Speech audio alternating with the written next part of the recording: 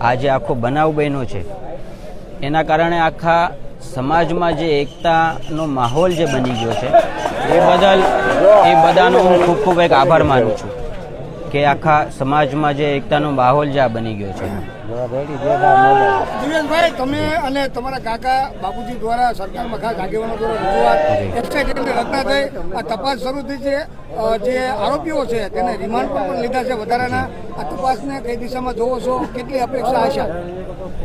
આ ગુજરાતની ભાજપની સરકાર છે અને અમે જ્યારે આ મૌરી મંડળ નવનીતભાઈ વતી જ્યારે આ રજૂઆત કરવા સરકાર સમક્ષ ગયા હતા, સીએમ સાહેબ ખૂબ પોઝિટિવ હતા અને સાહેબે 2 જ કલાકના અંદર એસઆઈટીની તપાસ આપી દીધી અને એના પછીના સતત એ તમામ જે બાહોશ અધિકારીઓ છે એની તપાસને આગળ ધપાવી રહ્યા છે અને અમે એ તપાસથી સંતોષ છીએ।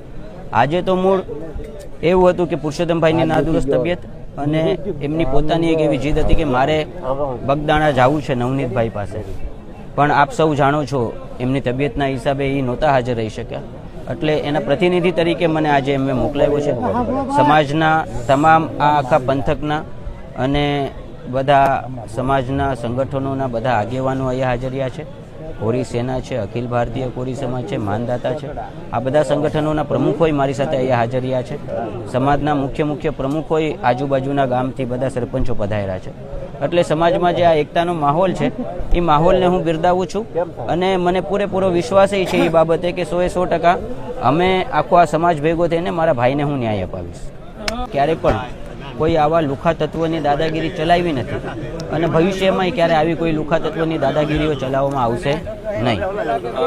નવનીતભાઈ તરફથી પણ એવું નિવેદન સામે આવ્યું છે કે જે મદદગારો છે જી એની તરફ એની 100% એની તપાસ થશે। આમાં ગમે એ વ્યક્તિ હશે, ગમે એ પ્રકારનો વ્યક્તિ હશે, એને કોઈને પણ આમાં બક્ષવામાં આવશે નહીં। સમાજ આખો નવનીતભાઈ સાથે ઉભો છે।